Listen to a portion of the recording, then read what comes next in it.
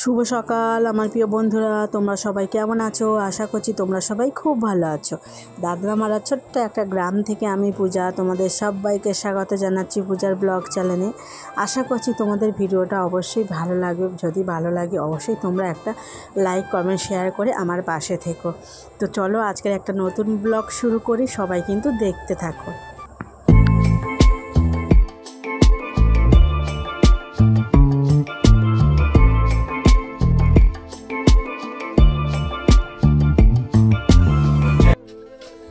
সকালবেলা দেখো ঘরের সমস্ত বাসি কাজগুলো দেখো সারতে বসে গিয়েছি।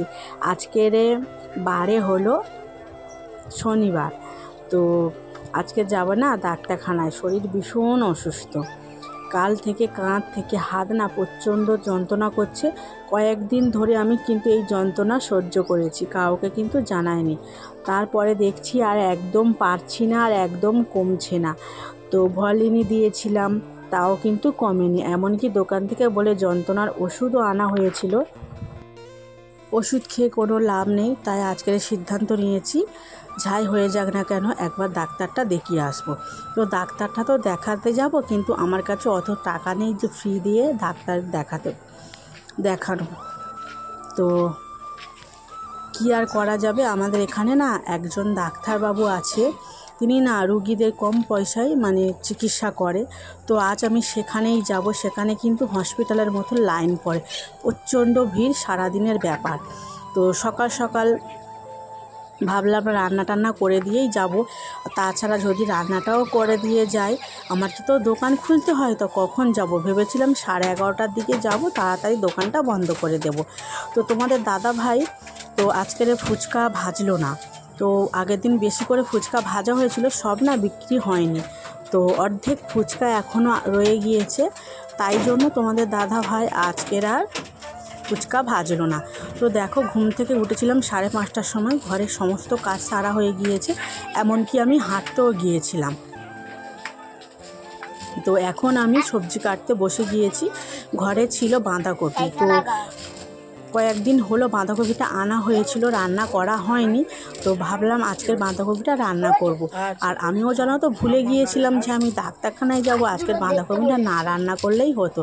আর জানো তো গ্যাস তো একদমই নেই, একদম তলায় পড়ে গিয়েছে গ্যাস। তো কি হয় জানি না, হয়তো রান্না করতে করতে গ্যাসটা শেষ হয়ে যেতে পারে। তো দেখো মেয়ে ঘুম থেকে উঠলো, ওকে দেখো ব্রাশ করিয়ে রেডি করে দিলাম, জামা কাপড়টা চেঞ্জ করে।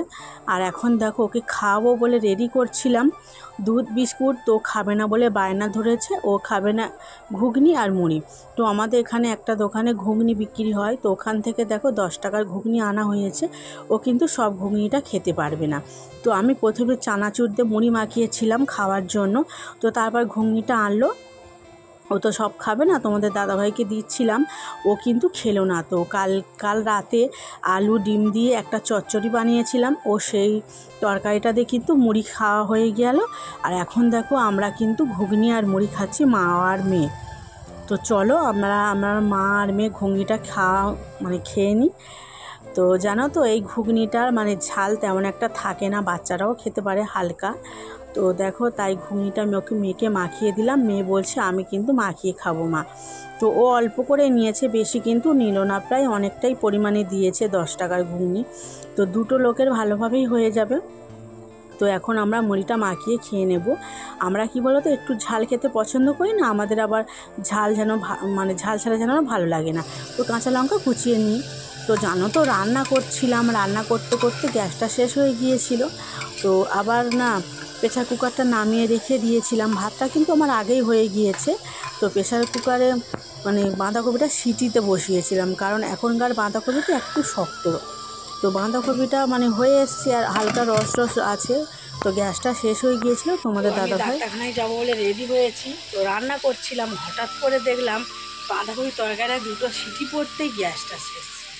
তো কি করব, আমি নিজে স্নান করে রেডি হয়ে দাঁড়িয়ে রয়েছি, আর তোমাদের দাদাভাই চলে গিয়েছিল গ্যাসটা ভরে এনে দিল। এখন দেখো প্রেসার কুকারের মধ্যেই আমি তরকারির যে রস আছে, তো সেটা মেরে একদম শুকনো করে নিচ্ছি। আর কড়া বসায়নি, কারণ 10টা বেজে গিয়েছে। এখন আমার কিন্তু যেতে হবে ডাক্তারখানা, আর প্রচণ্ড ভিড় হয় জানো তো। তো তার তরকারিটা দেখো আমি ভালো করে নেড়ে নেড়ে কিন্তু শুকনো করছি। ভাতের মধ্যে ডাল সিদ্ধ দিয়েছি আর দুটো ডিম সিদ্ধ আর একটু বাঁধাকপির চচ্চড়ি বানাচ্ছি, এটাই। আর কিন্তু কিছুই রান্না করছি না। তো চলো, তরকারিটা একদম শুকনো করে গুছিয়ে রেখে, আর জানো তো আমাদের ঘরের সামনে থেকে এই টোটো গাড়িটা আসছিল একদম ফাঁকা। তো ডাক্তার বেশ ভাগ্যটা ভালো গেল, ঘরের সামনে থেকে এভাবে গাড়িতে করে যাচ্ছিল। দেখো মানে চলে এসছে, কিছুটা বাকি রয়েছে, একদম কিন্তু গাড়িটা ফাঁকা, কেউ কিন্তু নেই। গিয়েছে, এখন বসে আছে কাঠ কেনার জন্য। তোমাদের দাদাভাইকে ফোন করেছিলাম, আসছে। যেহেতু ফুচকার আলু সিদ্ধের কাঠ সব শেষ হয়ে গিয়েছে, কাঠ কিনবো। এখানে কাঠ না 200 টাকা করে নিই। তো ব্যাগের মধ্যে ওষুধ আছে, ভীষণ গরম কিন্তু। এটা একটা স্কুল, আর এখানে না ব্যাংক আছে ভেতরে। এখানে এই ব্যাংকে আমাদের কিন্তু এই যখন স্কুলে পড়তাম তখন এই ব্যাংকে কিন্তু বইও আছে। তো দেখো এইটা। তো দেখো দোকান থেকে কাঠও কিনে এনেছি, জানো তো 20 কিলো কাঠ। তোমাদের দাদাভাইকে তো ডেকেছিলাম। তো দেখো এখানে কত ওষুধ দিয়েছে, 100 টাকায় নিয়েছে, জানো তো। এই ডাক্তারটা না প্রথম 60 টাকা থেকে রুগী দিচ্ছে, তো এখন মানে ফ্রি বেড়ে 100 টাকা হয়েছে। 100 টাকার মধ্যে কত ব্যথার ওষুধ, মানে নানান রকমের ওষুধ দিয়ে থাকে, জানো তো। অনেকের ওখানে ডাক্তার দেখানোর পরে অনেকের অনেক অসুখ ভালো হয়ে যায়, জানো তো। যারা গরিব মানুষ সবসময় অত টাকা ফ্রিতে ডাক্তার দেখাতে পারে না, তো তাদের মানে খুব ভালো ব্যবস্থা আমাদের এখানে আছে, জানো তো। তো তোমাদেরকে আমি প্রত্যেকটা ওষুধ খুলে খুলে দেখাচ্ছি, তোমরা দেখো। এই ওষুধগুলো বাইরে থেকে কিন্তু কিনতে গেলে অনেক টাকা দাম। এই ব্যথার ওষুধটা জানো তো মানে 85 টাকা পাতা। আমি কিছুদিন আগে কেনা হয়েছিল। আর এই ব্যথার ওষুধগুলো দেখো 5 টাকা করে পিস। তো এই মালিশটার দাম আছে 100, কিন্তু 15 টাকা। কিন্তু আমার এতগুলো ওষুধ দিয়েছে, 100 টাকাই নিয়েছে, আর কিন্তু কোনো টাকা নেয়নি। এখানা থেকে আসার পর শরীরটা বেশ ক্লান্ত লাগছিল, কিছুক্ষণ কিন্তু মানে শুয়ে পড়েছিলাম, জানো তো। মেয়েকেও খায়নি, আর মেয়ের জন্য খাবার এনেছিলাম, ফ্রুটি, ক্যাডবেরি চিপস, এগুলো খাওয়ার পর ওর পেটটাও ভরা ছিল, ও কিন্তু ঘুমিয়ে পড়েছিল আমার পাশে। আর এখন ঘড়ি কাটায় বাজে 4টে, জানো তো। তো মেয়ে দেখো, মেয়েকে আমি জোর করে ভাত খাইয়ে দিচ্ছি। আজকে রান্না করেছিলাম ওই বাঁধাকপির তরকারি আর ডাল সিদ্ধ, ডিম সিদ্ধ। তো দেখো এখন ঘড়ি কাটায় বাজে 10:30। আমি আজকে জানতাম না যে আজকে চন্দ্রগ্রহণ, জানো তো। তো তোমাদের দাদা ভাইটা একটু ফুচকা বিক্রি করে আসতে দেরি হয়ে গিয়েছে, আর আজকে তো রাতে না খেয়ে ঘুমাতে হলো। মেয়েকে খাইয়ে দিয়েছিলাম দুধ বিস্কুট, কিন্তু আমি আর তোমাদের দাদাভাই কিন্তু খাওয়া আমাদের হলোই না, যেহেতু চন্দ্রগ্রহণ লাগলে খেতে নেই। তো চন্দ্রগ্রহণটা মানে সকাল পর্যন্ত চন্দ্রগ্রহণটা কিন্তু মানে চন্দ্রগ্রহণটা ছাড়বে। তো আমরা আজকে রাতে খেলাম না, না খেয়েই ঘুমিয়ে পড়লাম। তো দেখো ভিডিওটা কেমন লাগলো, অবশ্যই তোমাদের যদি ভালো লেগে থাকে অবশ্যই তোমাদের একটা লাইক, কমেন্ট, শেয়ার করে আমার পাশে থেকো।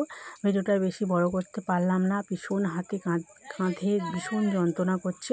আমি কিন্তু তাড়াতাড়ির মধ্যেই কিন্তু আজকে শুয়ে পড়েছিলাম, জানো তো। তো আজ তবে আসি, কাল অবশ্যই তোমাদের সাথে দেখা হবে। ততক্ষণ পর্যন্ত তোমরা সবাই ভালো থেকো, সুস্থ থেকো, আর গুড নাইট।